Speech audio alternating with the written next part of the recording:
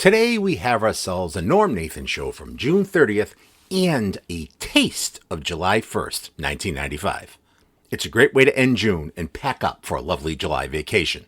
That reason, among others, is why I've named it A Trunkful of Fun.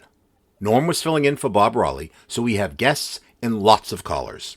This ride gets bumpy sometimes with a bunch of jump cuts to other calls and subjects.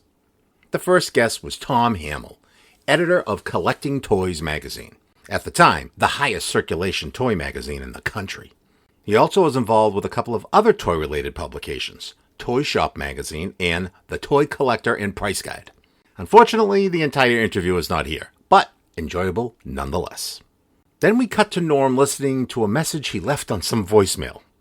Then we jump back to Norm teasing the upcoming guest for the week, Mike Blake, author of Baseball's Bad Hops and Lucky Bounces, Al and Carolyn Burrell, who restored and lived in 2 converted caboose railcars, David Stewart, who walked 1,600 miles from his home in Gillette, Wyoming to Nashville, Tennessee, so he could be on the Grand Ole Opry, Antiques with Terry Covell, and the 27th annual Covell's Antiques and Collectibles Price List. If you didn't have to hold your applause for that, please hold your applause until I've completed reading the list of callers. Thank you. Betty in Cambridge, Ed from Malden, Jeanette from Pembroke, Ontario, Canada. Then suddenly we are transported to some host on WCCM playing the dumb birthday game with Sid Whittaker? What the hey? Then we have a caller, Tony, with Caterpillar jokes from 1936. Norm talks onto the conversation, and it is so funny. I loved when he did this. Some nights I couldn't breathe, it was so hilarious. On to our next guest, Mike Blake. The interview is a bit choppy, but we do get a bunch of great stories, and they take a call from Ivy, who, turns out, is the mother of Phil and Joe Necro. Crazy. We get an unknown caller, the only one here, I believe. Christine, who wants to talk to Jack Hart, and he sings a tune, and Norm joins in. Then Angela's on line 1 and sings too, beautifully, I might add. A super sweet call from Kathy, who's a U.S. mail hauler, going to school, and has a young family. Laurie, then Marie in Rockport, refers back to the Tony call about the Caterpillar joke, though she calls him Joe. Mike Epstein tells a story about getting a parking ticket in Rockport, and Mary is on the line and feels Mike's pain. Dottie from Chelsea, and accusations against Fred. Could she mean Fred from Medford? Oh boy, now I'm going to hear from him. Norm speaks with Anthony Silva as they head to the 5 a.m. news. And now, here is our taste of July 1st. Teasers of guests again about the cabooses and the Grand Ole Opry Walker guy. Then we get calls from David talking about his 14-year-old daughter Dusty, who had played the dumb birthday game the night before. That's a great call. And a caller talking about jump rope jingles. We are treated to some show opens throughout. Norm makes a dumb birthday game announcement to the throngs of listeners gathered outside the studio. Jack traffic reports, a very funny traffic report from Paul Drake on WBNW. Norm and Mike Epstein chit-chat, a Paul Sullivan live tease for Norm's show, and Norm talks about the Vind. Last but not least, our commercial content is from Excel Printing, True Value, twice, Dunkin' Donuts Coffee, and Star Market. Episode 241, A Trunkful of Fun, packs its way to your ears in 3, 2, and 1. Norm Nathan Show.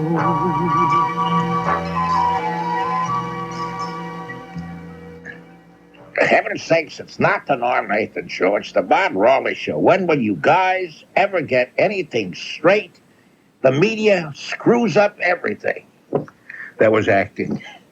Anyway, it is the Bob Raleigh Show. I happen to be Norm Nathan, and I just happen to like the way Linda Chase sings my name, and so we do that. It's 8 after midnight. Bob is on vacation. Of Collecting Toys magazine. It's a bi-monthly, which means I always got those terms bi-monthly and semi-monthly mixed up. This comes out every other month, I would assume. Tom, thanks very much for coming on the air with us. Sure.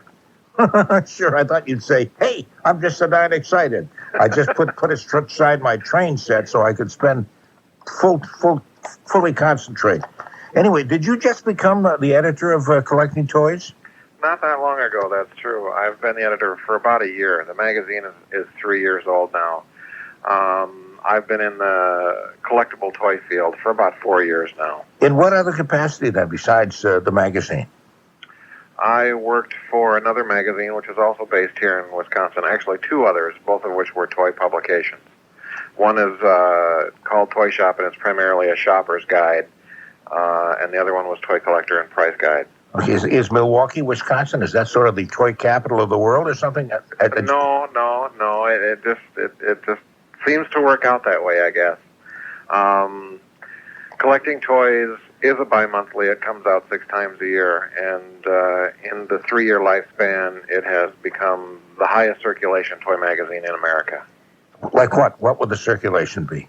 We average about 40,000 copies sold per issue. That's great. It's a good-looking magazine too. It's as we in the publishing field say, it's a good paper. It's the color jobs are excellent. It's a real sleek-looking magazine. Well, that's what sets it apart, really, from the other magazines in the field. We have the highest editorial standards. We present an all-round better product. It's more beautiful. It's better written. I don't mind saying, and we really go after the stories that nobody else can manage getting. Now, when you talk about collecting toys, we talking adults or kids or both? Do adults collect a lot of adults? Decades. There have been toy collectors for dozens of years. More than that, actually. There's actually a magazine that's been on the field for over 20 years. It's devoted entirely to antique toys. Okay, so there's a good antique toy market. If you hold on to your toys long enough, they become more valuable through the years, I would guess. Like, for example, that's absolutely right. I know that your magazine. I don't think it deals with antique toys particularly, does it? Doesn't appear to be the issue I'm looking at. That is part of our mix. Yeah. Yeah, it is. Yeah. Okay. For example, toys going way back. What kind of toys would be valuable now? What kind of toys should people have saved? I know that's a general kind of thing. One of the things I was thinking of, just to let you know what was going through my mind, I was thinking of the kind of toys kids would send away for on the old radio shows back in the 30s and 40s. Mm-hmm. The Little Orphan Annie's secret decoder pin and various rings and that kind of stuff. Are they valuable at all today? Absolutely. Those were examples. You're talking about early radio premiums, and they were expanded to cereal, bread, you name it. Also, in the Leechmere department store in Cambridge, and he was buying using the washer-dryer section, and he was arguing about bait and switch. It seems as though the salesman was trying to sell him something other than what he went in for. There was the cheap markdown model that was in the ad. The guy was trying to upgrade that, sell him a more expensive thing. And he really got irate and stormed out of the store into the parking lot, and I kind of lost track of him at that point. That's Cambridge, Massachusetts. Thank you very much. we all nuts. 1 to review your let's get Mike Blake, who wrote a book called Baseball's Bad Hops and Lucky Bounces, which includes a whole bunch of stories, about 750 of them, about America's pastime, which I guess would include, I don't know what your favorite pastime is, but we're talking baseball, from superstitions to nicknames to wacky plays and quotes and all kinds of stuff like that. That should be quite a good deal of fun. And on Friday, let me see, I'm losing track of days here, but the day after that, which would be Friday, there's a couple in, I'm not sure where they live, but their home is made out of 2 old cabooses, train cabooses, hooked to a smaller home that's shaped like a train depot. And we'll talk with them. They're the Burrells, Al and Carolyn Burrell, and they'll tell us just why they purchased the trains and what it was like to restore them. But obviously, train buffs and the cabooses, those are those little trains, the little cars at the end of the train. You knew that anyway. And we'll also be talking with a man named David Stewart. David Stewart left his home in Gillette, Wyoming, and walked 1,600 miles to Nashville, Tennessee, so that he could be on the Grand Ole Opry. And I'm sorry, I'm getting a question from one of the kids here in the teen canteen. The question was, wouldn't an airplane, the question by some unimaginative little punk kid here in the teen canteen is, wouldn't a plane have been that much faster? Now, the idea was he had a whole crew, including his wife, who's back in Gillette, doing publicity for him, and he had a road manager, all that kind of stuff. It wasn't done quietly. The idea was to get as much publicity as he could, so that by the time he got to Nashville, how could they turn him down? You know, he made the papers and did tons of interviews, and weary and having lost about 30 pounds, kindly fell into Nashville, Tennessee, and apparently I shouldn't tell you the final part of this too, because it's not a surprise, Andy. He did get on the Grand Ole Opry. I don't know whether you've heard of him. Have you? David Stewart? Is that a name that sounds at all familiar to you? Anyway, we'll be talking with him, and then we'll be talking about antiques with Terry Cavell, who's been on with us before. She and her husband have a new edition of their book, the 27th annual Cavell's Antiques and Collectibles Price List 1995. Sort of like the talk we had a little bit earlier with Tom Hamil about toys, only this will include all kinds of collectibles. So that's just the beginning. I mean, as you can hear by this list of people we have on this paper, you have tons, night after night, just stars just blooming here. Okay, we'll take a break for a couple of commercials and stuff. The phone number is 254-1030, area code 617. I don't mind telling you, it's incredibly quiet. Incredibly quiet. Can't imagine why. 617-254-1030 is the area code. I wanted to mention also to you before we take that commercial break, Katie Couric you've heard she's pregnant with her second child. I love events like that. Those are such nice stories to tell.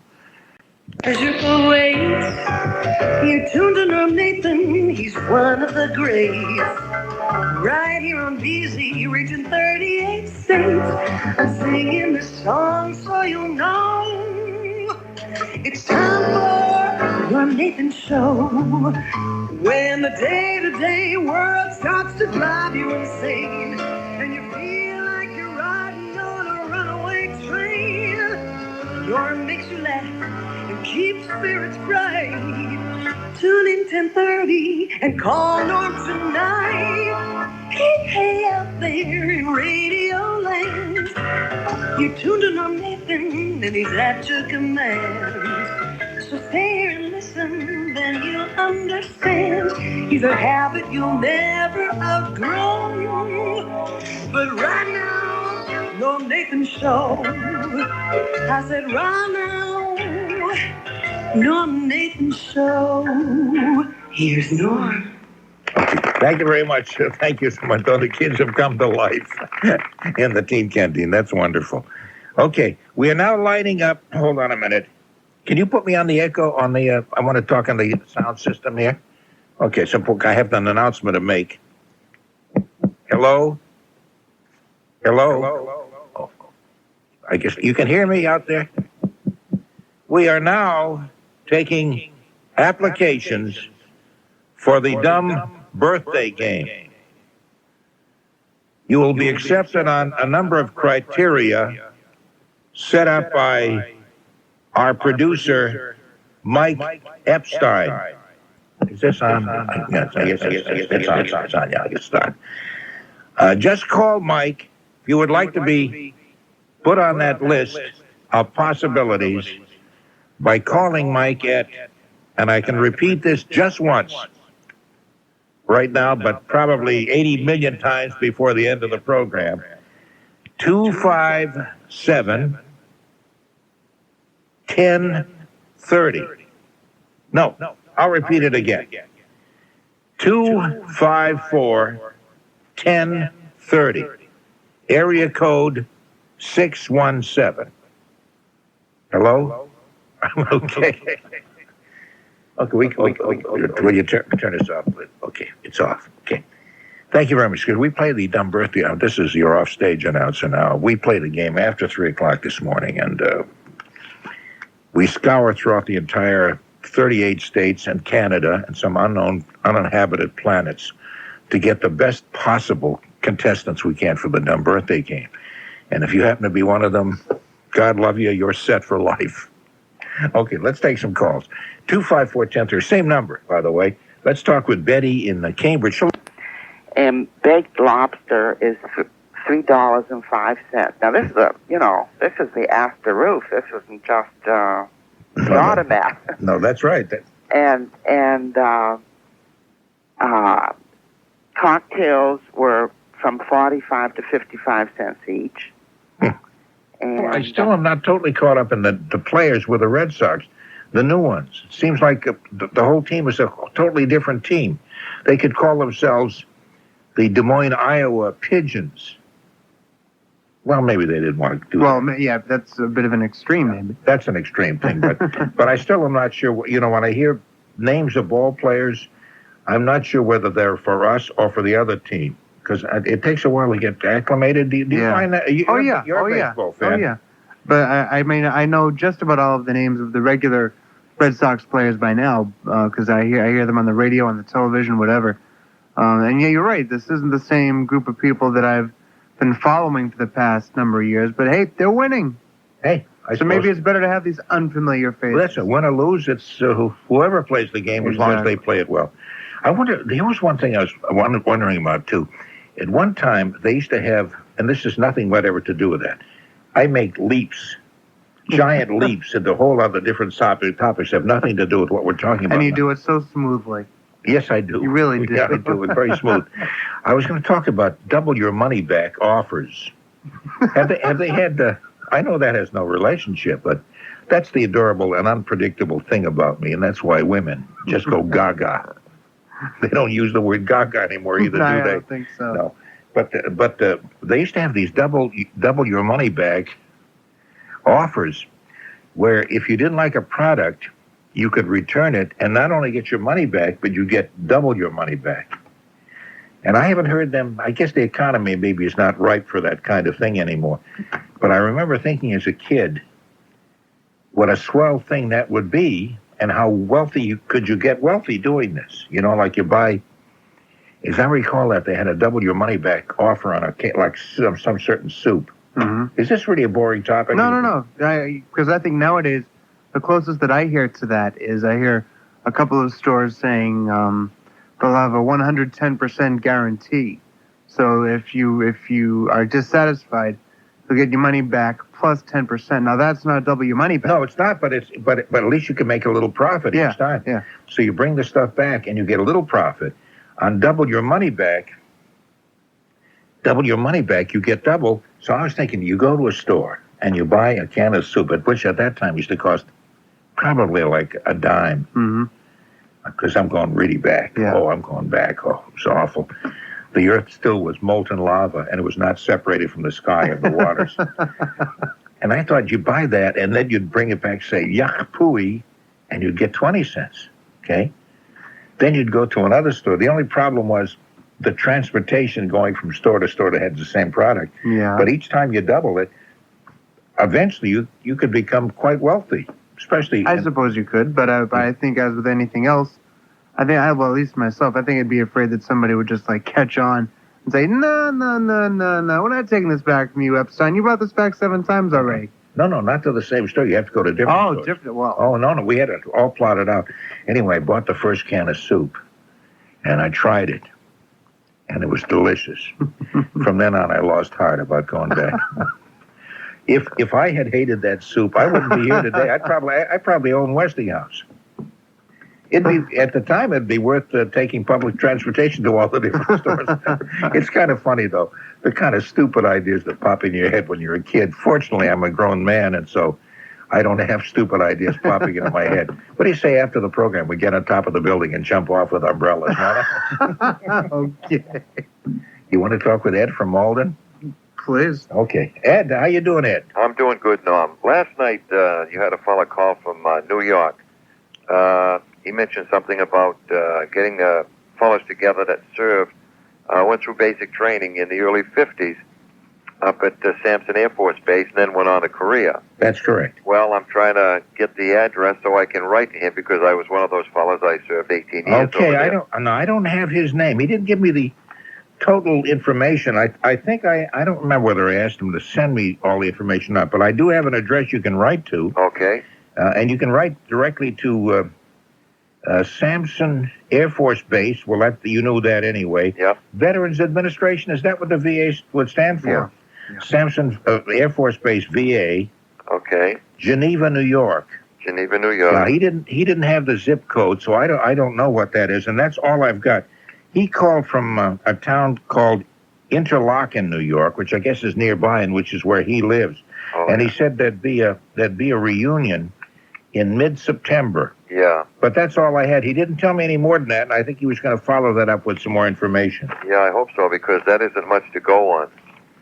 Well, could you check with Sampson Air Force Base, the VA up there, or something? Would they know? Gee, I don't know. I probably could. That would be fine. I'll give that a shot. And if he calls back again, then maybe I'll hear it and then write it down. Okay, or if he sends me information, I'll certainly mention that on the air. Now, what you served in that group then? Yeah, in the early 50s, and then went on over to Korea. Okay. And spent 18 months over there. And it would be kind of nice to get together with a group of fellows who might have went, who it's been 40-some-odd years now. But well, it's 45 years. This is the big 45th anniversary, as a matter of fact. Wasn't it? It was in 1950. 1950. Yeah, so this is the 45th anniversary. As a matter of fact, another guy called me a few days before that who was hoping that there would be some publicity about the fact that this is the 45th. Yeah. Not right now. I forget the actual outbreak of the war. Was it in June? I'm not too certain. I think it was, but I'm not positive. It was around now. It was either June or July. Yeah. And he was hoping that there'd be a lot of some news stories and all that commemorating a war that he felt was sort of a forgotten war. Yeah. This fellow mentioned that they were going to have... Starring such music experts as Ed Mullen, Tony Nesbitt, Norm Nathan, Jack Hart, and the adorable Mike Epstein, coming up right after the David Brudnoy Show. That's on Radio 1030, right after midnight. The whole thing, I think, if you heard it today, probably would be hokey. But apparently it is available, because Craig says he has copies of that. I said the wind came and blew down the shutter outside of my house, and I want you to send a copy. The wind, like that. I didn't say shut up. I said the wind. I bet I'm the only broadcaster in the entire country that can do going at the telephone all the way through. Northwest of Ottawa, which is the capital of our country. And we have murals painted on the walls, very much like a little town, in Tremainus, BC. And they're beautiful. And it's our kind of our star attraction here in this area. Excuse me, I have something in my throat. Hold on. Let's clear our throat together so people. Okay. Mike Epstein is here. Yeah. He's going to clear his throat. Will you mind? Three. Clear it together so that I think in unity, clearing our throats, we don't stand down and be embarrassed so much. It'll Okay. sound almost melodic. Yeah, we'll clear our throats. So anybody listening at home too can clear the throat with us. Do it with us now. Okay. Okay, good. It's all over and done with. No, wait, I haven't cleared my throat. We're just He clearing was it. clearing his throat and warming up for And clearing I'm his throat. paying for this. Oh, that's right, too. That's right. You're paying for us to clear our throats. I thought about that. Oh, That's well, funny. That's okay. I have another question for Yes, you. thank you for the invitation, by the way. That's very kind of you. I appreciate that. I have kind of an open house. I have someone from France coming this summer, too, for 2 weeks. And right now I have a young lad, a teenager actually, from China who's staying with us. Now, is this an exchange program? Or how? Well, I have been involved with the exchange problem, but this lad is not an exchange. He's a landed immigrant, and he's going to high school locally. My daughter teaches at the local high school, and that's how I heard of I him. see. You know, that he needs a home. I see. You sound like you're from Ireland. Are you originally? Actually, I'm French. Oh, you're French. Je suis française. Oh. Yes. Let me see if do I say that? Je suis français? Ah bon, très bien. Ah. Yeah. Vraiment? Oui, vraiment, je suis française, canadienne française. Quand elle me prend dans ses bras, elle me prend. Now, you see, Norm, you've got to come and visit. I know, it sounds great. But you don't have a French accent. You have more of an Irish accent. Isn't that? I guess it's an Ottawa Valley accent. Oh, I see. Okay. Really and truly. But before I forget, I have one other thing I have to ask you. Yes. Last night you gave the name of the distributor of the keychain beepers, and I didn't catch it. Oh, and yeah. the reason I'm asking is because, you know, we call the French Canadians frogs. That's right. That's right. That's right. And Why is that? I often wondered why is that? I don't know. I really don't know. But even I had lived in France for 4 years, and they even call us frogs. Yeah, I know that. I hear that. I'm sure that's not derogatory. It must be some nice reason for that. I don't think so. I mean, I've never taken it that way, and if I have, well, you know, if other people do, well, that's their problem. Yeah, the thing is that there's a distributor in this area who does distribute those key rings, along with several others that have other animal sounds and sea sounds and stuff on them. But they don't sell directly to anybody. Oh, and they're starting to build up their distribution centers, and they're going to distribute them mostly by selling them at museums and the Franklin Park Zoo and maybe the Museum of Science. I see. So once they get set with that kind of stuff, I can mention that. Maybe there'll be places up in Canada too. I would think. I would really like to. I would have liked to have bought one because it'd be something totally different for this area. And I collect frogs. Do you? Yeah, ceramic frogs, little plastic frogs. You sound like such a nice person and with such a nice invitation. Why don't you send me another note? Yeah. And mention the keychain. Come closer. I don't want everybody to hear this because a lot of people over a period of time were sending me letters saying, "Would you send me one?" And I really don't have enough to send to everybody. No, and I understand that. No, but you sound kind of nice. So send me a note, and I'll see what I can do about that. Okay? Oh, aren't you sweet? Yes, I am. And listen, I must tell you, I really enjoy your program. This week has been great. I giggled in my sleep last night, I'm sure. Oh, thank you very much. That's right. Your husband must love that, especially if he's making love to you at the time. Well, that's why I'm downstairs, and he's upstairs right now. I see. No, but I mean when you were sleeping and Oh, giggling. yes. Well, that's our secret. I won't tell. I won't tell either. Okay. Okay. Hey, thanks for calling, but send me that note. Hang on a second. I will. Before you let her go. Oh, hold on just a minute. What I was thinking is instead of having her send another letter with an envelope and the postage and all that stuff, how about if we take her name and address and we mail a ring up to her? We could do that. I'll tell you what we could do even beyond that. Since you already wrote to me, you said, yes, I did. And I have the letter, and I'll when I get when I see it. Is that enough information? Jeanette, you said Pembroke? Yes, I have. Ontario, and it's all on there. And you invited, well, no, you'll be the only one inviting me to your house, so obviously I'll be able to pick out the right letter. I'll send it to you anyway. Don't send anything and don't call, leave your name or anything. He's a former, he's now a congressman. Fred Gopher. Is that it? Gopher. Yeah, he's now from Iowa. He's a Republican from Iowa. Fred Grandy. He's congressperson now, How old is he? Oh, God. Was he the function? What did he work behind the bar there? He was a gopher. He was 63? a gopher. What's that? 63. Oh, Mary. I don't remember. 40 now. You're cheating. You're looking at a piece of paper. Well, no, I mean, I'm the one that gives We do no such thing. Yes, you do. No, Sid would never do that. Oh, No, that's Bob Goldberg. Oh, Yeah. Bob Goldberg. Yeah, where is he? I haven't heard him Bob's lately. a little under the weather. We're checking it out Too now. bad. Yeah. He's I going to hope- be all right, though. Good, very good. Because I miss listening to him. He really keeps you guys on your toes. He's quite a character. To say the least. Yeah. Sydney? 49. Okay. Did I ask you? No. Okay, I'm asking you now, Eric. 46. 47! Hey! God, I'm off again. Mary, big plans for the holiday? Yes, I'm going to New York. You Hey. are? Yes. You mean New York City? No, going to Long Island. Long Island. We got to look Ben Mevrak up there. Remember Benny? I have a cousin whose son graduated, so they're having a big get-together this weekend. Isn't that how nice? about that? That's nice, huh?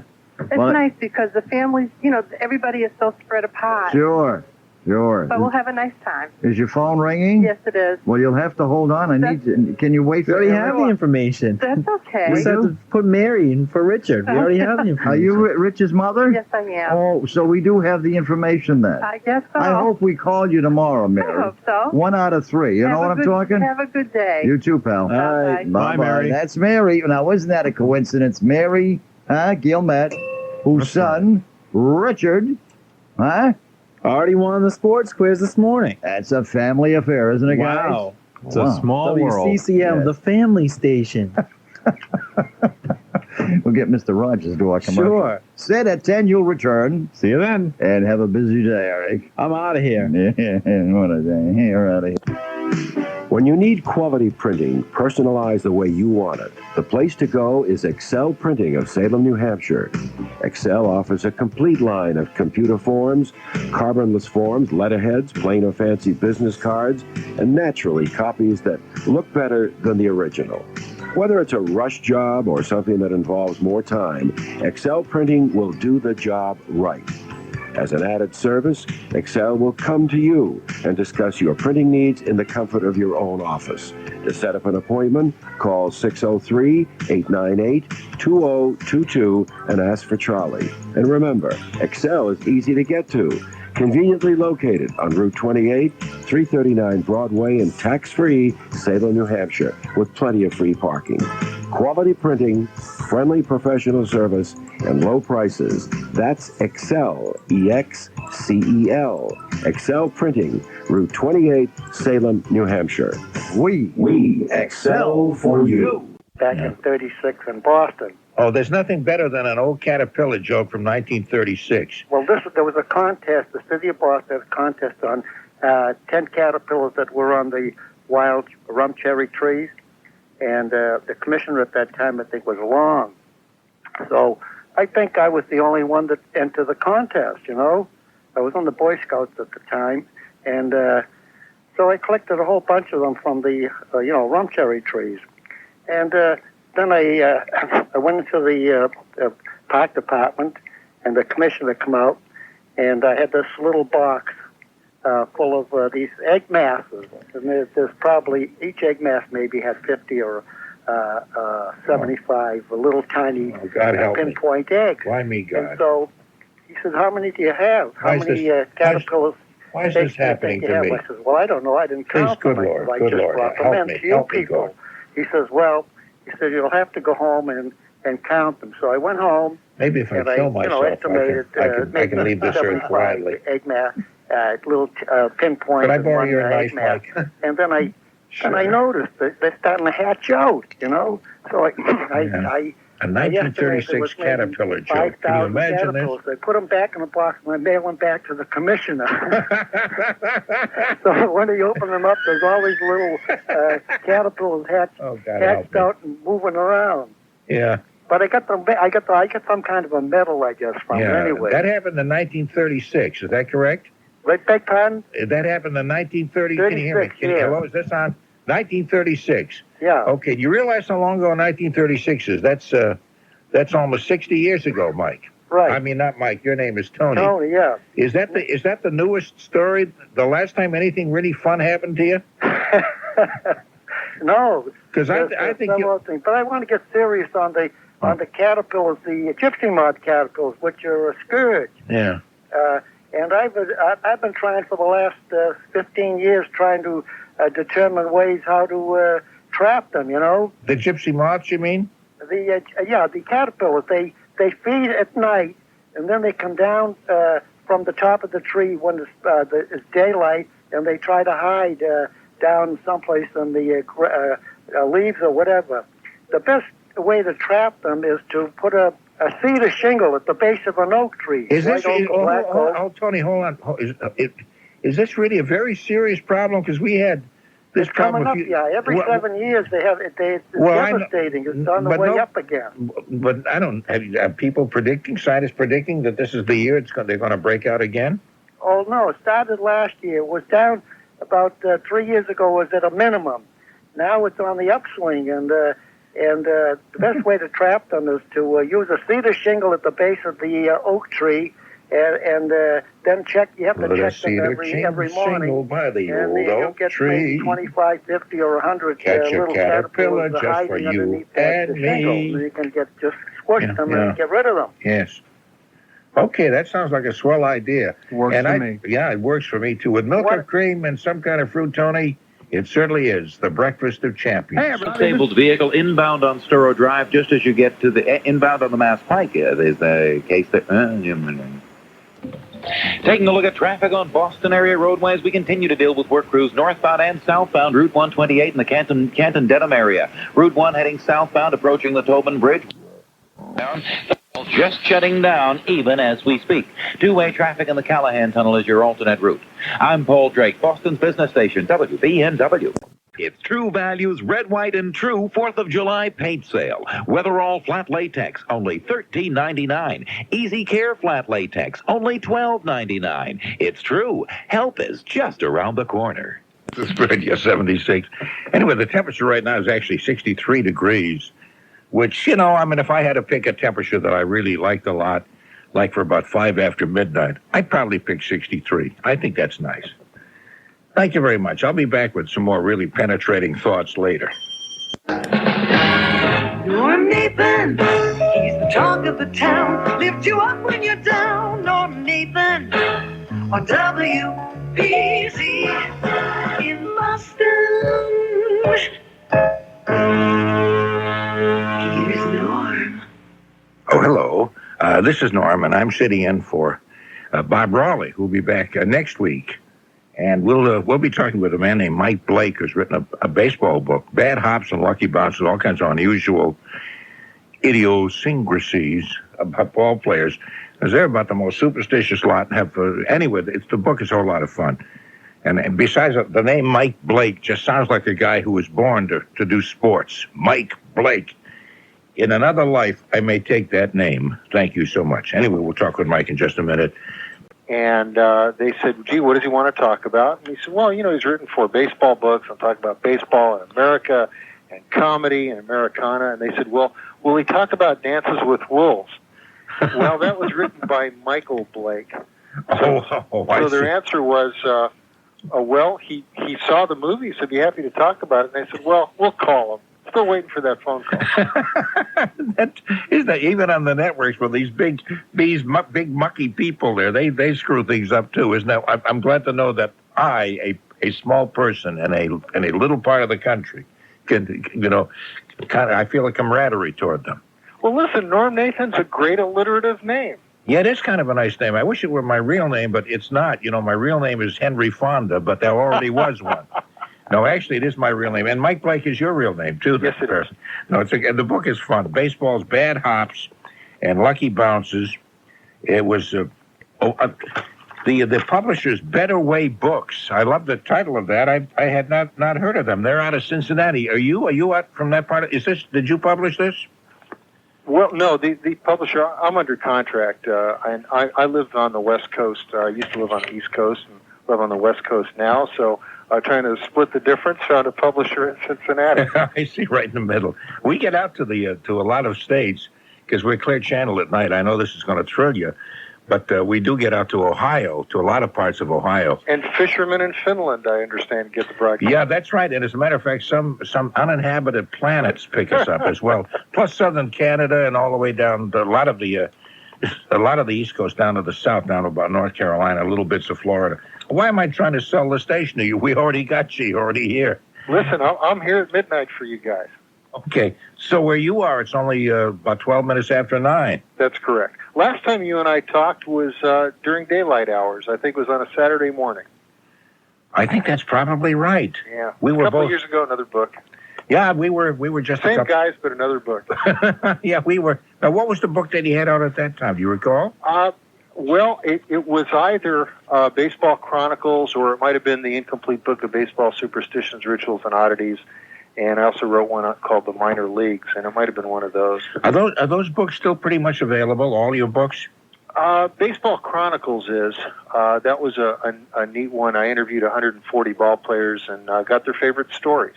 And since we started with a guy named Red Hoff, who's 104 years old, and gave me a story from 1911. We go all the way from 1911 through the 1990s, and you get a lot of America and baseball in that one.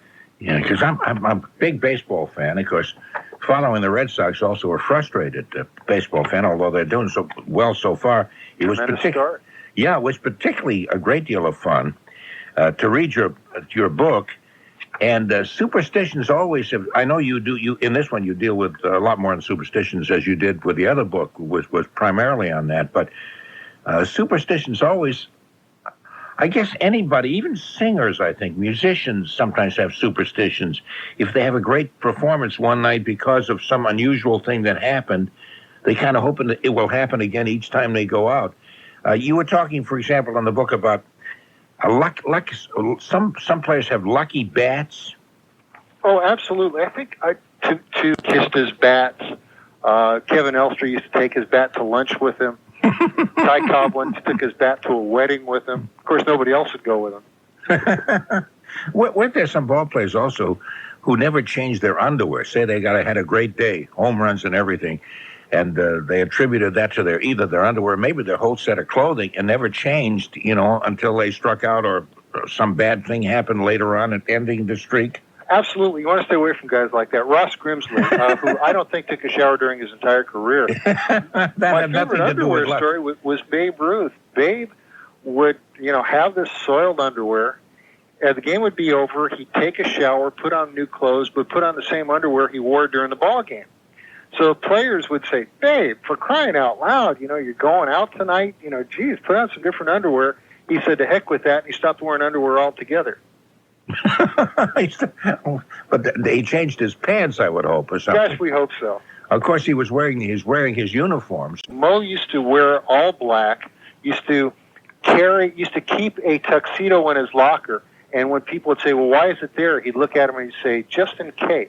and the story we have in the book, he spoke 12 languages. The joke was he spoke 12 languages, couldn't hit in any of them. But one night after a game in Baltimore, he brought the whole team out to Edgar Allan Poe's gravesite in Baltimore. And at midnight, he went on Poe's grave and recited The Raven in its entirety to his teammates.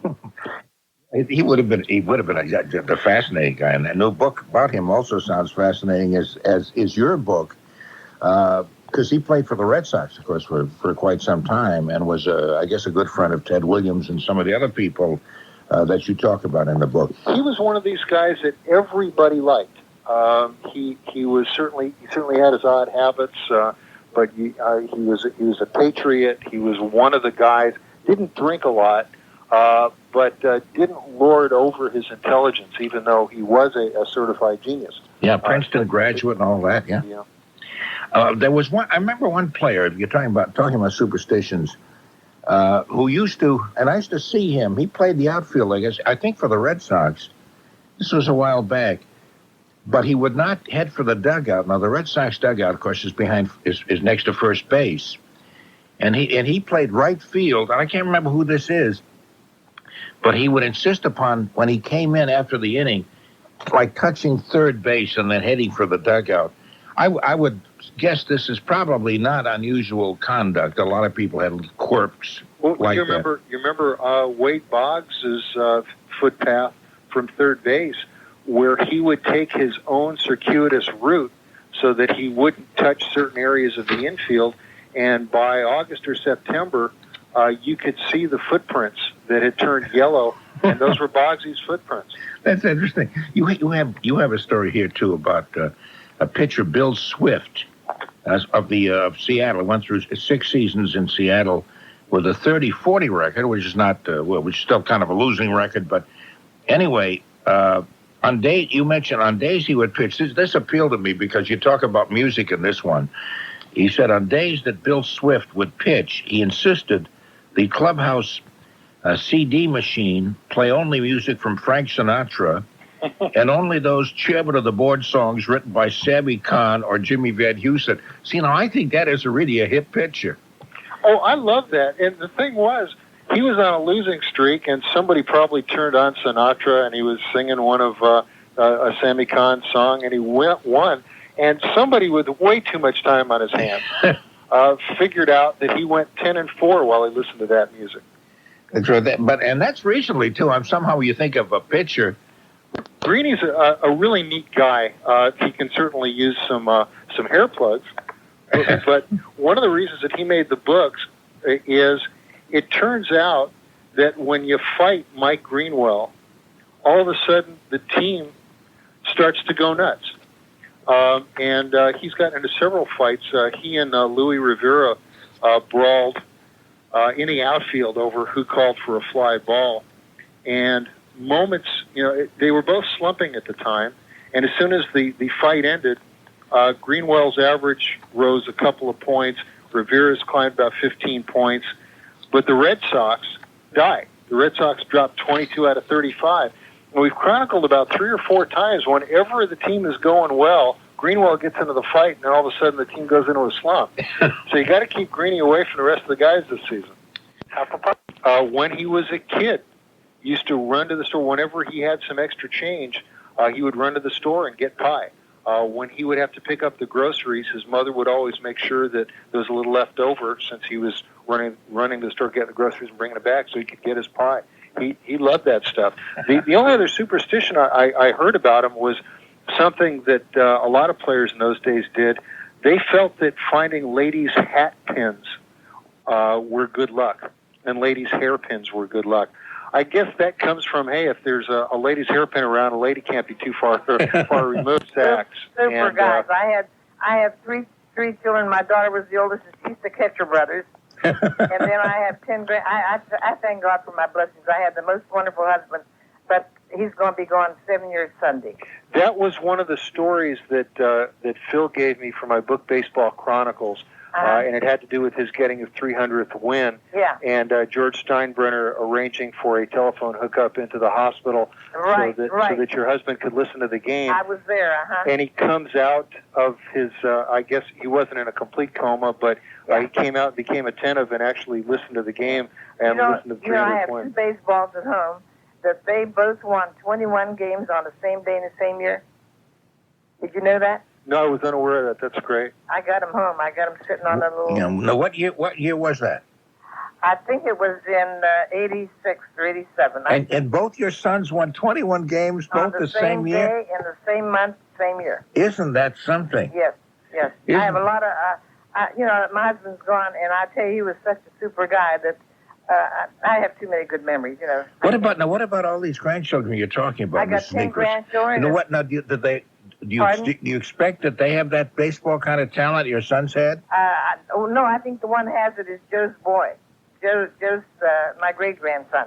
My grandson, Joe's son, is very, very good. Oh, Joe Necros' his son. Oh, yes, his name is Lance. I don't care, but I'm not telling you. Hey, Ivy, thanks for calling. Okay. Please call me again. Enjoy talking to you. Thank you, Ivy. Can you imagine that? The Necro brothers' mother. I'm bragging about WBZ, Mike, but we have a reach that goes halfway around the world.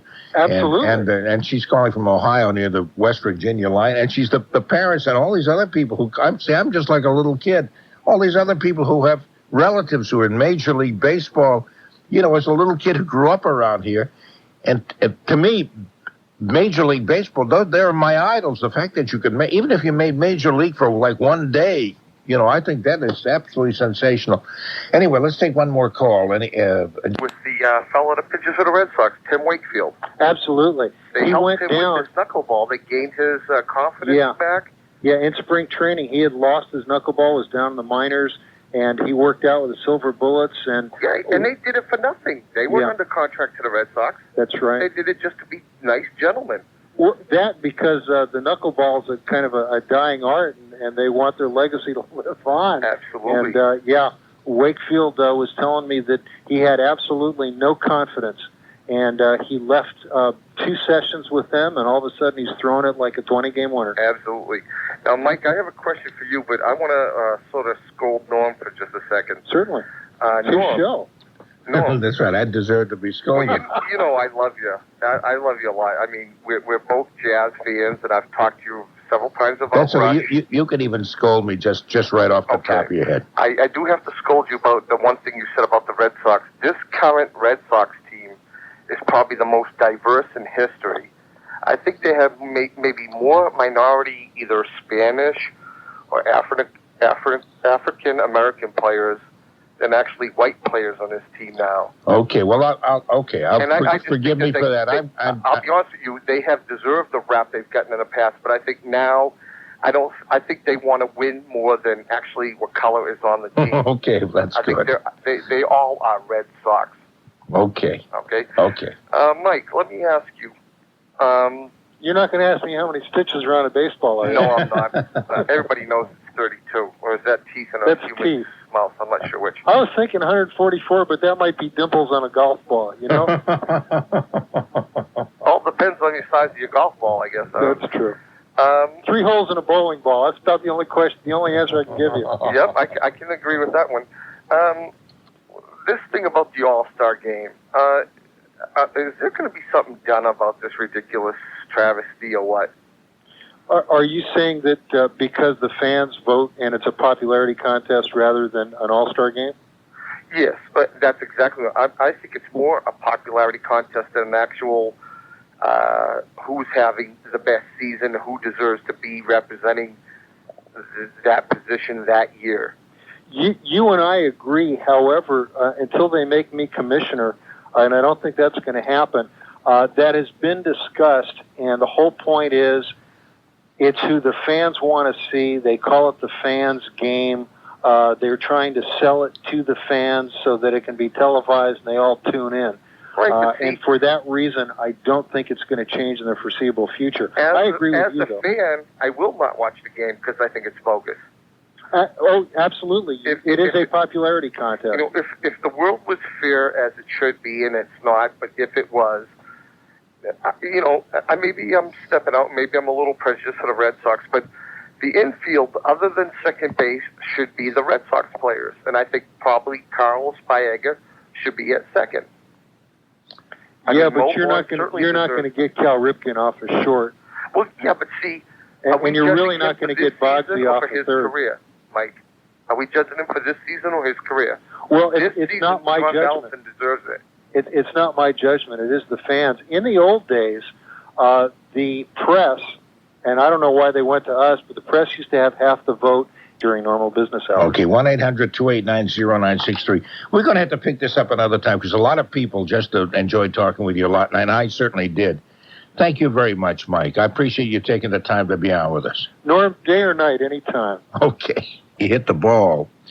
That was the amount. There was a certain, prescribed amount that would go into the Jimmy Fund, donated by one of the beer companies. I forget which one it was.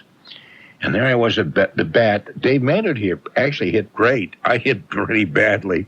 But the pitcher pitching to us was Lee Stang. So I've never forgotten him, and I've always felt a great warmth toward him. And he wasn't throwing stuff or anything. He was just lobbing them over so that we could hit them as best we could.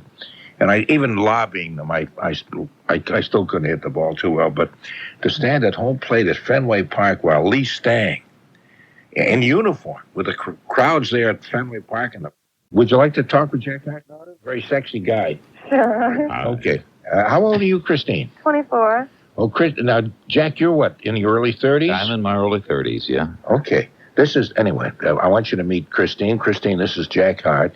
And you know the theme. You know how it goes? Yeah, I know that. I know like the basic, the whatchamacallit, the refrain, the sort of bridge there, Anything thing. will help. There's a new girl in town and she's feeling good. And on and on. No, keep going on and on. I'm trying to think of that's about the most tonight. The words, I know the melody, but the words, I'm not exactly sure of the words on that one. Right. There's a new. How does that line go? There's a new girl in town and she's feeling good. Her name is Alice, and I'd like to kiss her, and I probably should, but you can skip the second part of that, Christine. Okay. Does that sound familiar to you, Christine? Yes, it does. That's the essential kind of thing. Is there a whole group of your people at your home right now, Christine? Well, there were, and then it kind of mellowed out, and now there was 3 of us still stuck on the same question. Okay. Any other theme show songs that you need to know the words? Actually, we're all set. Oh. Is there anybody there can pick it up now that they know the opening line? Probably, yes. Why don't you put them on the line? Maybe they can pick it up. They ran out to the car and listened to you. Oh, I see. Okay. They couldn't get the station in on the stereo. So what do? Like you just like everybody's taking turns? You run out to the car, listen for a minute, come back in and tell the other people, and then somebody else runs out and sits Well, in I the car? can get it in on the radio in the bedroom, except they told me to turn off the radio, so I did. Oh, I see. Yeah, because of the 10-second delay, it would confuse things. Are you at home now, or are you at work? We're She's at in the home. car. Are you in the car? No, I'm on the telephone. No, I know you're on the... Obviously, you're on the I'm telephone. in the house. Oh, now, these other two people, they were in your house and they went out to the car to listen? Yes. You only have the one radio in the house. Well, we have two, but one doesn't come in on your station. It doesn't come in on WBZ? Wow. Hey. Well, they might have got a little bit cheaper. We'll take out the WBC section and then you got... The tribe will mark the radio down. It was a discounted stereo, okay?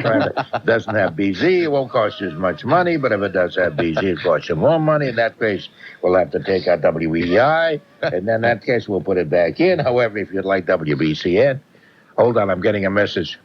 Line 1. Okay, hold on. We get somebody else who seems to want to fill in with it. Hey, this is Angela.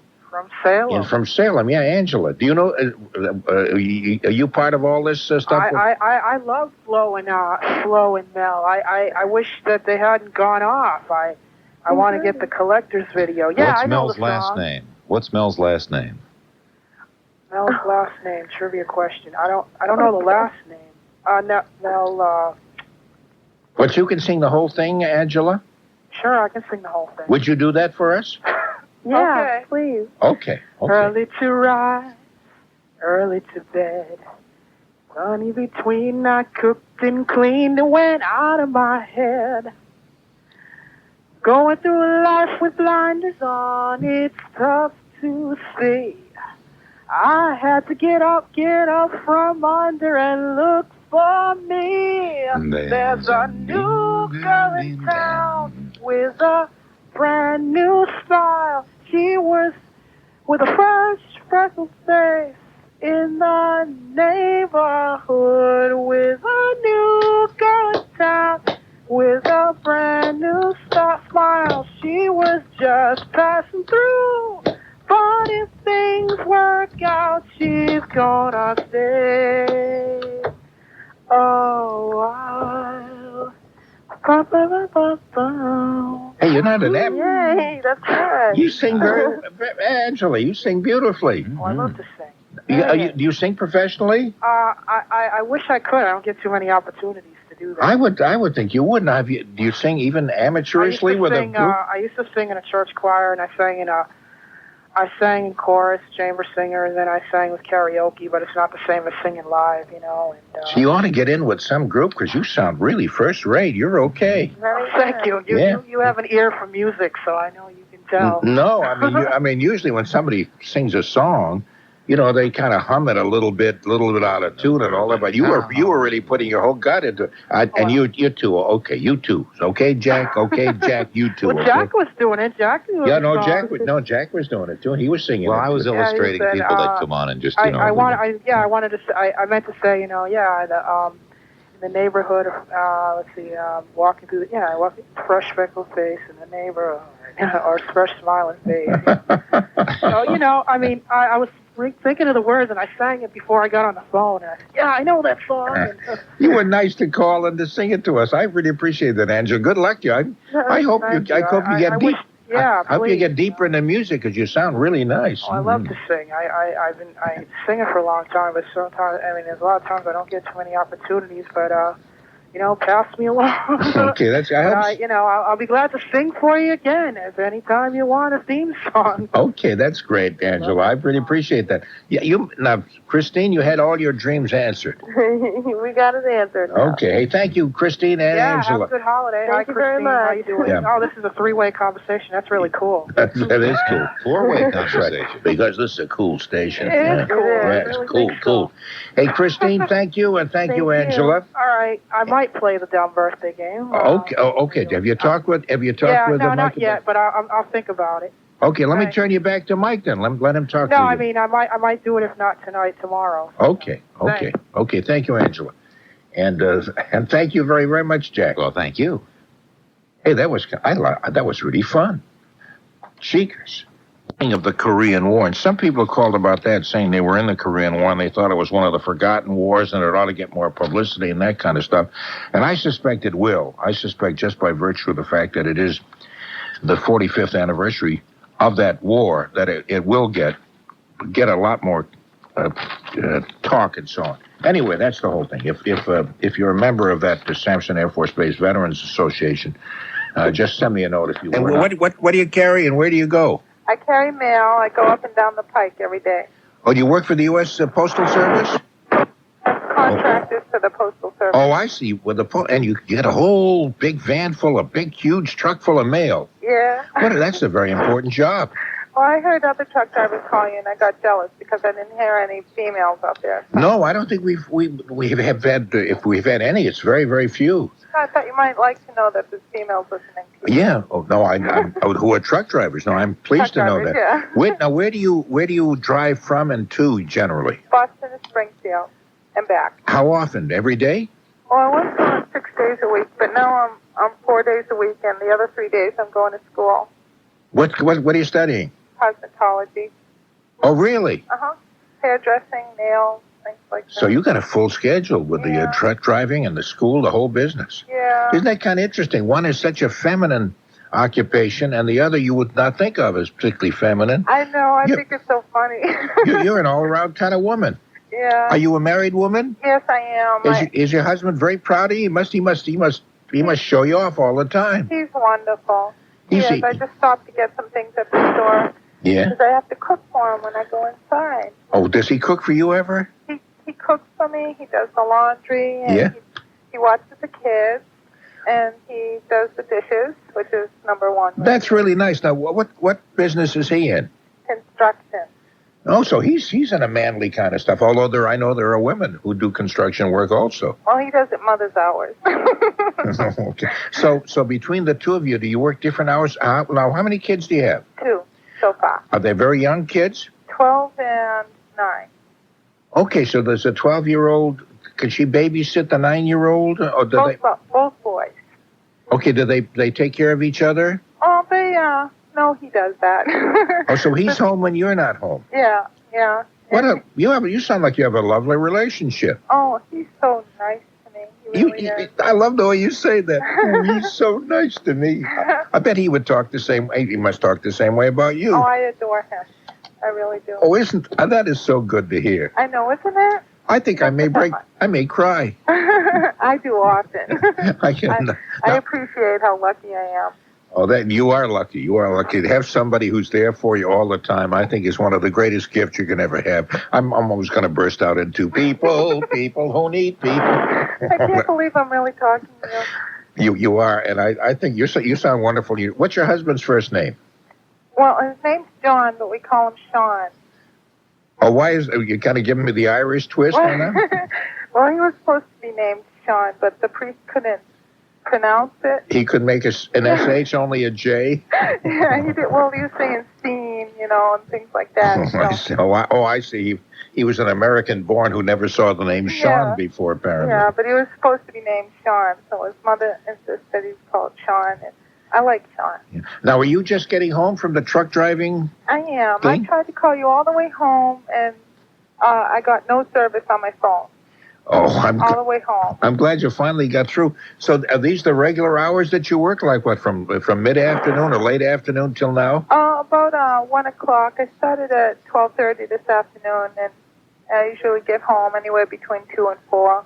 And you must be exhausted. I am. And your husband is waiting for you inside. Does he wait for you? Does he must go to sleep because he has to get up early, I would think. He's sleeping, but he said he didn't have a chance to grab supper. He got something for the kids, and he said he ate the leftovers. And so there's no food for you there? Oh, Kathy. Oh, usually he cooks for me or gets me a salad or something, but tonight I'm going to make something, and I'll wake him up.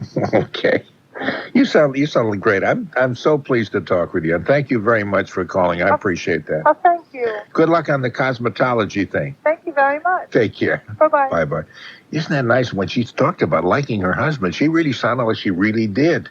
I think that is fantastic. You come closer. I want everybody to hear, especially young ladies. who might think I'm still desirable. I'm sorry. I can't help but laugh at that line. But this is before Ted Williams even joined the team. They had the outfield was Doc Kramer in center field. Ben Chapman, I think, was left field or right field, and then the outfield, was Joe Vosmick. Isn't it funny? I remember the whole lineup. Gene Desautel and Johnny Peacock were the catchers, and it was during the time when Lefty Grove was pitching for the Red Sox and all those magical names. Son of a gun. Don, we continue to deal with work crews on Boston area roadways, Route 128 northbound and southbound in the Canton-Dedham area. That'll go on till about 5 o'clock in the morning. We're traveling Route 128 southbound in Waltham. More work crews. We've got work crews on Route 1 heading southbound just as you get onto the Tobin Bridge. We've got work crews inside the Sumner Tunnel, and that structure shut down till 5:30, two-way traffic in the Callahan Tunnel. Your alternate route. I'm Jack Hart, WBZ 24-Hour Traffic Network. It's True Values Red, White, and True 4th of July sale. Save 10 to 25% on top quality hardware, paint, lawn and garden items, and more all through the store. It's true. Help is just around the corner. Oh, okay. Okay, did you detect the bitterness in my voice? Well, it's done to me often because it's so easy. I'm just an easy target. But Okay. can I make a very small suggestion? You can make a very large suggestion, too, like get off the air, Nathan. You really suck, and you're stinking up the airways. Go ahead. Well, it shows my poor taste. But no, I think it would be appreciated. I would appreciate it if when you give the number out, when to call, if you might do it a little more often, like at least every 15 minutes. The reason for that is the thought that I might dial a wrong number at this time of the morning is something that is completely unattractive. Oh, yeah, that's true. It's kind of funny because sometimes I think we give the number so often that it gets to be boring, but it's interesting you would say that we don't give it enough. Sure, I can do that. Well, sometimes I sit here, I said, well, I think it's 254-1030, but I'm not absolutely sure because I don't have it written down. Yeah. And I don't want to take that chance at 2 and 3 in the morning. Well, I don't blame you. Okay, we will. I'll give it more often then, sure. And as a matter of fact, we'll put it across the bottom of your screen. That was a bit of really stupid humor. I don't think that you have to do it on the 3s, but I get the reference there, and that's very clever, and the management would love that. I just exude cleverness. Haven't you ever noticed that whenever I've called? No. You have. Nobody else has either. They haven't found my inner personality. Anyway, it's getting late. You're off at 5, right? That's correct. Yeah, Let's give some other people a chance. It's good to talk to you as always. Always good to talk to you, Laurie. Thanks a lot. Bye-bye. Take care. Bye-bye. That's my friend Laurie. A great American. Great American. And this is Marie, who's also a great American. Marie is up in Rockport, which is one of the great communities of the state and of the world. Pretty. It really is. It's a pretty town. I love Rockport. It certainly is. Marie, hi, good morning. Hi, Noam. I just woke up, and I listen to you all the time, but I fell asleep, of course. But what I wanted to say is I enjoyed when you came down to Rockport not too long ago to the Methodist Church. Oh, the people over there have been great. We'll be back there again this fall. Good. With another thing. I've been there 3 times already. The folks up at Rockport are just sweethearts. Yeah, we really enjoyed that. And another thing, it's funny, but there was I have to take you to task about something. Okay. A couple of mornings ago, some fellow by the name of Joe called you, and he'd had like a slight shock, and he was trying to tell you a story about tent caterpillars, but you misunderstood, Honey D, because he was trying to tell you about when he was a little boy and being a Boy Scout, and it was a contest up in Boston. Yes. And I felt kind of bad because you thought that he was trying to tell you a joke, and all the time this was very serious to him. And I think that just in case he heard you making fun, I wanted him to know that I understood, and I was very interested, because when I was a kid on the farm back when, we used to have quite a fight, to get rid of those darn tent caterpillars. And well, he was thing. Very serious. No, I know he was, but I tell you the truth. At this time of the morning, telling a long story about caterpillars and his experiences with them back in 1936 is what he's talking about. I didn't understand the business of it, but a stroke or anything. I never certainly would not poke fun at anybody who was having trouble talking. I wasn't poking fun at the way he was talking, just at a story about caterpillars from the year 1936. I just was really, I didn't think most people would be in the mood for listening to something that happened 60 years ago involving caterpillars, and I thought, it really... Come closer, okay? Would you do that, Marie? Close. I don't want everybody to hear this, but I just thought he was terribly boring, and I thought if I just sat back here and he just kept going on and on, he'd be still talking today, and he'd bore the hell out of just about everybody. You know what? Yeah. He had my interest because when I was a kid, my uncle used to go around with long poles and rags on the end with kerosene and lighted a fire and go around and get rid of those damn caterpillars. Okay, anybody from now on, then we're open season. Anybody has a caterpillar story, but it has to be from the 30s. And, we'll just open the microphone and let them just pour it up. Honey, I just felt sorry for Joe. Yeah, but he didn't hear a word. It was a joke, and he wasn't telling a joke. But I don't think he hit a word I said. Oh, good. Because I feel better. No, because he just kept going. He didn't hear anything I said. Good. No, I was thinking about him. I was just felt sorry for him, Yeah, no. If he understood, if he could hear me, he would have made some comment and he would have stopped. Oh, good. And that's why I kept saying, Lord, why is this happening to me? And he never heard a word. He just continued right on. And I did that because I thought, this is such a boring story to most people. It really, really was. Yeah. That maybe if I could just lighten it up a little bit with that kind of business without him feeling offended because he didn't hear me. Good, I'm glad he didn't. that was the whole thing, too. See? I'm glad he didn't because I knew that, I don't like... Well, you're a nicer... You know something, Marie? You're a nicer person than I am. Oh, go on. Oh, yes, you... Let me check. Hold on a check. I'm checking with the kids in the teen canteen. All those of you who think that Marie is a nicer person than I am, would you raise your hand?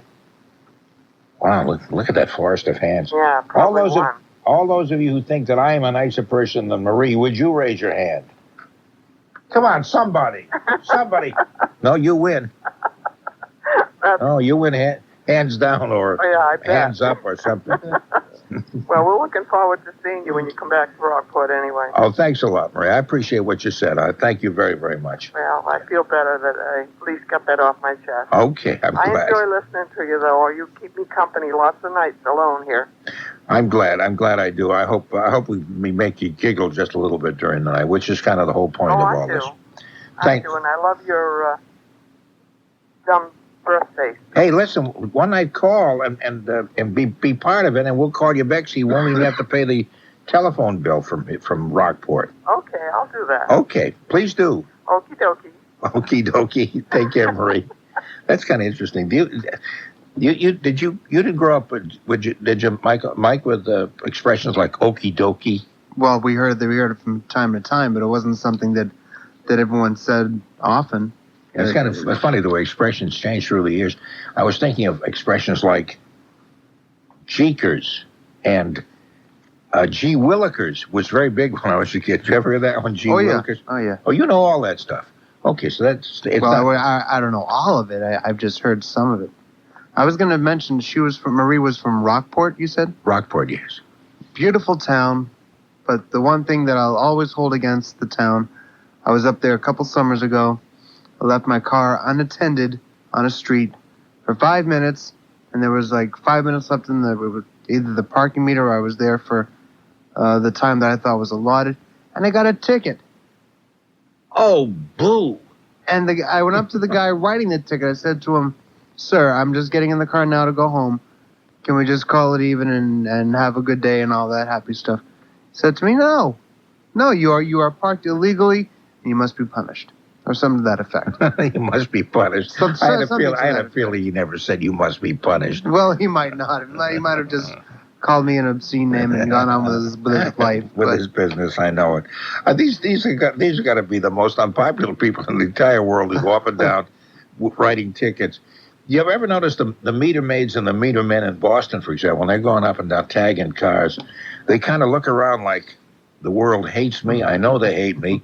if I can only get through today, I'll go home and I'll drink heavily, and maybe I won't be so conscious of this kind of feeling against me. But they always look like they're not really enjoying their job, or maybe they are. I don't know. Who would want to do that? Either somebody looking for a couple of extra bucks to get by, or somebody on a real power trip. Someone who really enjoys the power of it all. I suppose there are some people who would like that.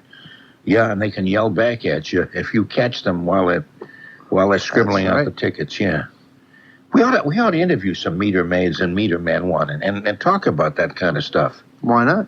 Do you think they would talk in an even-tempered kind of way, or would they just scream at us? I know that because we're trying to keep the roads clear. Well, if they don't get to sanctimonious like that, then maybe it would be worthwhile. I think it would be worthwhile anyway. Thank you. Thank you very much. And while you're thinking about that, we'll pause for maybe 7 or 8 or maybe a dozen. What was it, 53? 53? No, I think it was maybe in between what you both are saying. Hold on a minute. I missed it. No, because I can look it up for you and I can tell you. Hold on, see.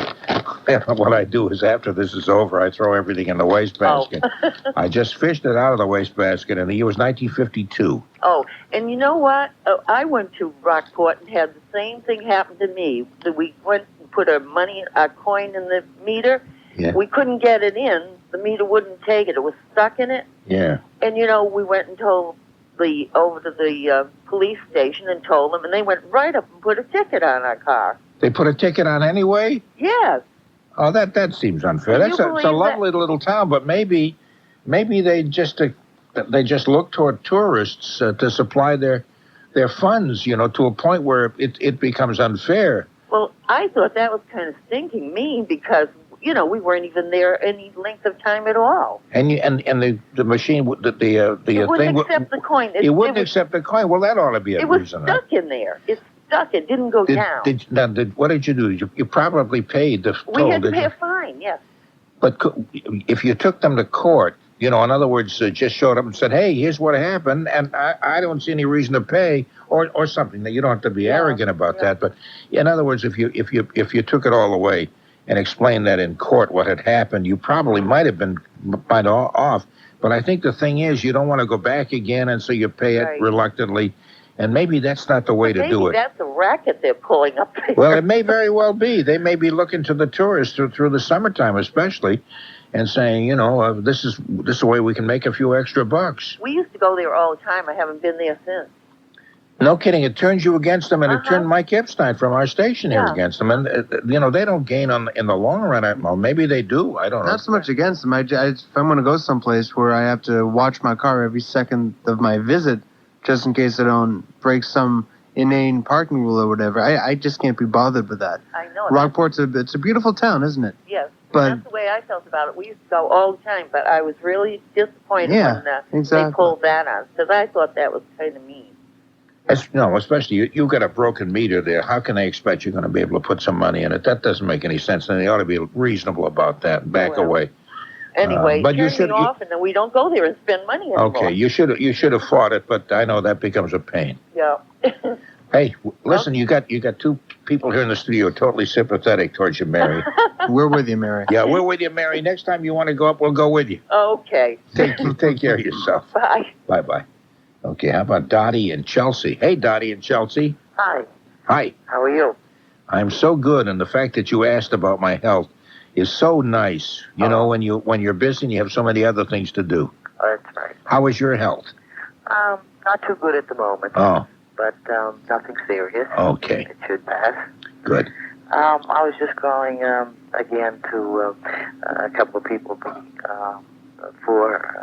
had called about sending Dusty the paper keychain. Yeah. And she's apparently won the hearts of a lot of people. And the fact that it was her birthday and things. And I think it was really pretty small of Fred not to, since he had wanted not to sort of donate it, say send it to her. Well, of course, we never suggested it to him. The only thing about Fred is we just have this great suspicion. Maybe we're accusing him of something that we ought not to, but we had this great suspicion that Right. That he was not telling the complete truth or even partial truth. Nobody says you can't look up names of people born and, and get on the game and then know them and all that. But then to kind of deny that, and maybe he wasn't denying. Maybe they were just wild guesses, but I didn't believe that was the case. But he's been on the birthday game before. Yes, he has, and he's almost always done very well. Right. Which makes you kind of suspicious. Right. And I don't think he should be on anymore. Well, you may have won a point there. For both reasons. Yeah. And especially for being being a liar. Say it. And especially for not donating the keychain and saying send it to Dusty who's a young person who's birthday. I should have gotten her phone Well, number address and sent it to her anyway. The other thing is when the other woman spoke and they said he didn't have her address and that, but unless it's already thrown away, you should have her phone number since you had to call her back. Hey, very good point. It's an excellent point. Yes. If you still have the phone number, you can always call her and get her address. I think we'll do that. You know something? Directly, rather than trying to find out who she is and where she is and selling newspapers and those kinds of things. I'll give her a buzz after 5 o'clock because I think I know where her number is. Okay, we're going to do that. You know something? You have breathed a note of reason. You have brought fresh air into these cluttered old cobwebbed halls of ours. Okay. Well, I think that would be a very nice thing to do. Okay. Mike says he's going to do that. Okay. So we'll call her back and I'll send her that stuff. I will. Yeah. And maybe with a nice little card that says "Happy Mall Hopping" or something. Maybe they have some specialized cards now. They may even have one like that. They probably do. And I think the gentleman that called earlier too said that she would really like to have it because of her playing the birthday game and kind of a little and a sentimental thing from you. Having that from you, I think would be important to her. You know something? You're all heart, Dottie. Where do you live in Chelsea, by the way? Just roughly. You don't have to give me the exact address. Sort of near the Carey Square area. Okay, because I know you were from Chelsea. I actually grew up in Everett, but we moved to Chelsea when I was in high school. We lived on Garfield Avenue out that way. In the Prattville area, which is not far from Carey Square. Right. And I worked in a store. It's kind of funny going back there now because that whole area Prattville area was like a little village almost. Mm-hmm. There was no what is that called, the expressway? Right.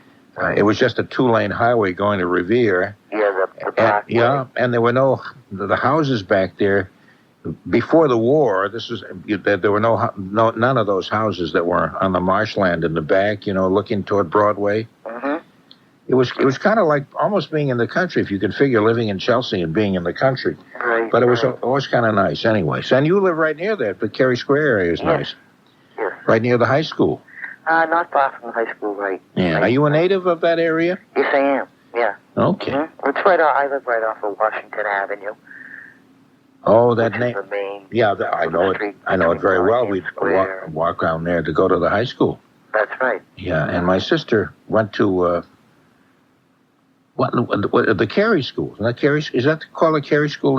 Another school in that area, or am I getting that mixed up with something? An elementary school, because there was just one high school. But no, this was an elementary school. Carter School. Carter, that's the one. That's in the Carey Square. You don't mind if I hold you while I'm reminiscing here? It's just bringing back all these wild memories. No. Okay. Nice talking to you. Nice talking to you. Thanks for calling, Dottie. Okay. Bye-bye now. Thank you. Bye. You know what we're going to do? We're going to do a commercial, and then Anthony Silva and the entire WBZ News team is ready to burst forth with all the news. And they have a lot of it. I'm sorry? They have a lot of it to report this morning. Don Batting is there, and we have, Gil Santos, and all kinds of people. No, Gil's not here today. Gil's not? Is his day off? He's taking a day off. He has a well-deserved day off. Didn't he invite you to the party? Yeah. Nobody's ever said a guy is having an ill-advised day off. Well, but he has the party going on at your house right now. Oh, really? That's why You're in for a surprise. When you get home, you can clean up. I haven't cleaned up in 3 years. Are you kidding? I know, he noticed. That's probably why he loves the party there. Anyway, that's Anthony Silva, Don Betty. They're both troublemakers, so don't meet them privately. They're really rotten people. So Tom Cuddy's joining us this morning. Oh, Tom Cuddy. Yeah, we're in the back resuscitating him now. Right. He was here till about, through almost halfway through the night. Maybe all through the night. Oh. Anyway, I think it's time to go. I think you're already about 30 seconds late. Would you, because you're going to come on at 5:01. Are you going to say 5:01 or are you going to say it's 5 o'clock and rescue me? Well, we'll all find out together. Okay. If it's happening now. We are dealing right now with work crews southbound on the expressway, about a quarter mile beyond the South Station Tunnel. Northbound, an earlier accident on the northbound side of the Central Artery, just outside of the South Station Tunnel, an accident being cleared out of the way. Traveling outside of the city, so far Route 128 and the Mass Pike doing well. An earlier accident pretty much cleared from the Weston Toll area. And do remember, this is a long holiday weekend. Will extend into Tuesday and beyond. Drive carefully and watch out for the other traveler. I'm Jack Hart, WVZ 24-hour traffic network. Dunkin' Donuts now has flavored iced coffees, hazelnut and French vanilla. Ooh la la. World famous Dunkin' Donuts coffee, refreshingly cooled, deliciously flavored at participating shops. Norm Nathan, he's the talk of the town. Lift you up when you're down. Norm Nathan on WBZ in Boston. Here's Norm. Oh, hello. We'll be around through the night, and nice to have you with us. There's some interesting people we'll be talking with, including a couple up at Loon Lake in the state of Washington who have bought a couple of cabooses and have built homes around it, or their home around it. And later on also we'll be talking with David Stewart. He's a man who walked 1,600 miles from his home in Gillette, Washington. No, not Gillette, Washington. Gillette, Wisconsin, to Nashville so he could appear on the Grand Ole Opry. He thought that he'd get enough publicity on that walk so that by the time he got there, they'd say, "Hey, David Stewart, we want you." Did they say that or not? We'll talk with David about that in a little bit, and we'll talk with the Burrells in just a minute or two. Their home is made out of two old cabooses hooked to a smaller home that's shaped like a train depot. And why did they buy homes like this, of this kind of a setup, and what is it like to live in that kind of a situation? We will find out, because I just thought you'd like to know. And we'll talk with the Burrells in just a minute. Open regular store hours on July 4th for all your last-minute barbecue needs. From beef that sizzles to sauces that make your mouth water, Star has it all. Well, that Dusty sounded like such a good kid, and she was having a birthday that she should have gotten one of those paper key rings, and so I'm sending one out to her with my happy birthday wishes. She probably won't get it till after her birthday, but you must be very proud of her. She sounds like a good little kid. She had a wonderful time last night.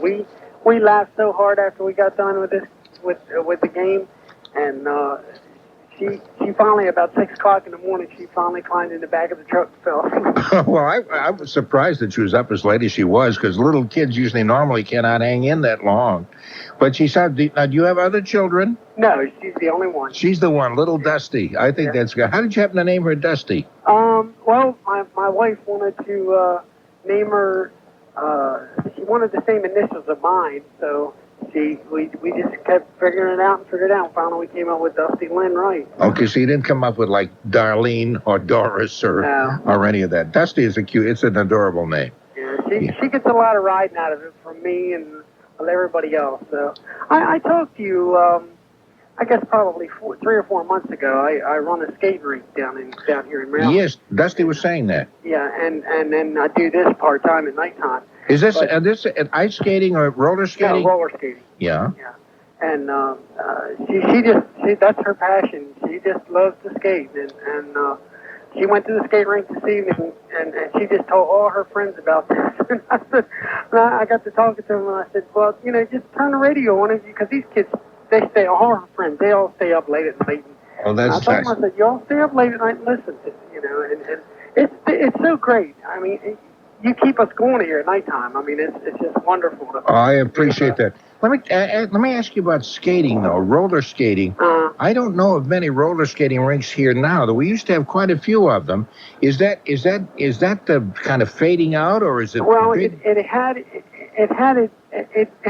faded out quite a bit, but in certain spots of the country, I believe it's still going very strong, and competitive roller skating is in certain areas of the country is still going very strong.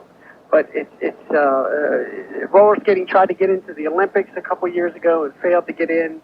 But we're plugging away at it though. We're gonna continue to plug away at it. Okay, so you're doing okay then at your skating rink. Oh yeah, we're doing real well. Okay, now tell me where it is and the name of it. The skating center I work for it's called Calvert Skating Center. And it's in Calvert County, Maryland. As a matter of fact, I'll tell you a little story real quick. A woman that skates in my skating center, she lives closer here to Annapolis. Annapolis is about 45 minutes south of where the skating center is. And this woman, her nephew has leukemia, and he came down. We did a fundraiser at the skating center for this gentleman, and her mom and dad, the woman's mom and dad, live in Boston. And the last time I talked to you, they happened to hear me talking to you. Oh, really? And, well, as it turns out, she came to the skating center and was talking to me, and she said to me, were you talking to a gentleman on a radio station at WBZ out of Boston? And I said, yeah, a couple weeks ago. And she said, yeah, my mom and dad heard you talking to him. And it was just amazing that you can get that kind of, it's amazing that you guys can go so far and everybody hears you. No, I know it. I know you think, especially at this time of the day, you'd think that, who's listening anyway, but that's not true because we get that kind of response from a lot of people right throughout the years. It's always odd to me, too, because I still think that, most people are asleep. Now, I understand that. I'm not kidding myself thinking everybody's awake. But you have masses of people who are still awake, and it's amazing the people they hear, because we get that from a lot of people. So, I heard you. This person heard me out in Delaware, or that person heard me up in Illinois. It's a great thrill. I'm so pleased about that. Yeah. Well, Dusty and I had a good time last night. We laughed so hard. Well, that's great. Now, it was good to have you, although I didn't hear I heard your voice in the background. Yeah.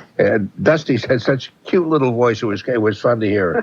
and being the father myself of two daughters, I think they're so precious, and you're so lucky to have somebody like that who obviously thinks enough of you to even want to ride around half the night with you. That's really doing something. Well, that's the first time in quite a while she's gone, and we were sitting at the house Thursday night, and she asked me, can I go tonight, Dad? And I said, well, it's late. We're not going to get home until early in the morning.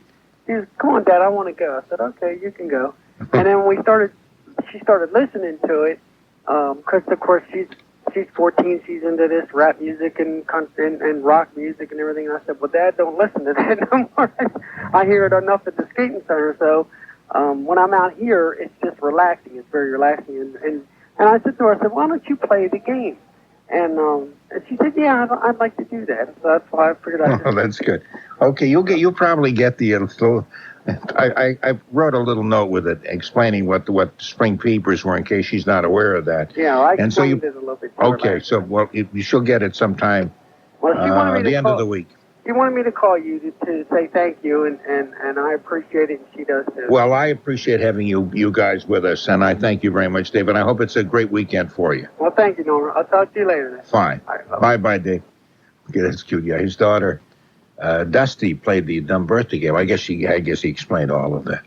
But she was cute. She's 13 now. She turns 14 in a couple of days. I don't know, this the 4th of July, right around that time. And she says, as a result of that, her folks will let her go to the mall alone. Because kids, as you know, love to go to malls. And they parade around groups of young girls and looking at groups of young guys. And I suppose the young guys obviously do the same thing, too.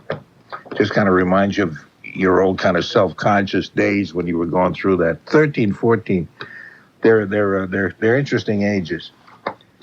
called Anna Banana, and we were doing some jump rope little poems and stuff. Okay, tell me yours. Well, I had a jingle book. It's called Jump Rope Jingles. Really? For my daughter when she was about 8. That was 1960s. Yeah. And her playmates stole it. And I just never got it again. But this was in it. 1, 2, 3, 4, 5, 6, 7. All good children go to heaven. Some fly east, some fly west, some fly over the cuckoo's nest. That's cute. I was just looking. I wanted to see whether I had that book. Yeah, well, no, this was a little different. The one I had here in the book says 1, 2, 3, 4, 5, 6, 7. All good children go to heaven. 7, 6, 5, 4, 3, 2, 1. All bad children suck their thumb. Oh, clever. Makes you want to head outside and play some carefree games, no? And how about Norm briefly changing the number to WBZ 257-1030? Hearing Paul Sullivan giving us some love was a nice surprise. And all the great callers. This was so nice to produce again for you all.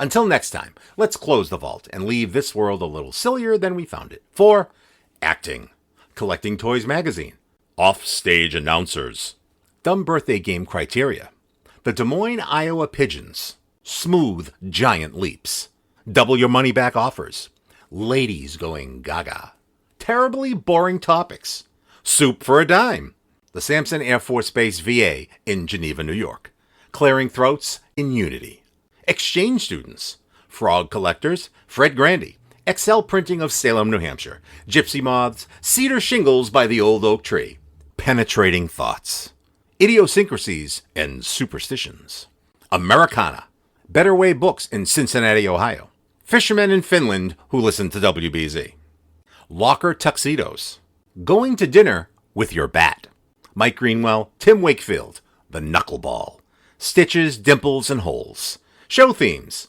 Caterpillar Stories from the 30s, Classic expressions such as Jeekers, Gee Willikers, and Okie Dokie, Meter Maids and Men, Carrie Square, Anthony Silva, Don Batting, Tom Cuddy, Cabooses, The Grand Ole Opry, Little Dusty, Roller Skating, Calvert's Skating Center, Spring Peepers, Jump Rope Jingles, Anna Banana, Mike Epstein, Jack Hart, and the alliteratively named Norm Nathan.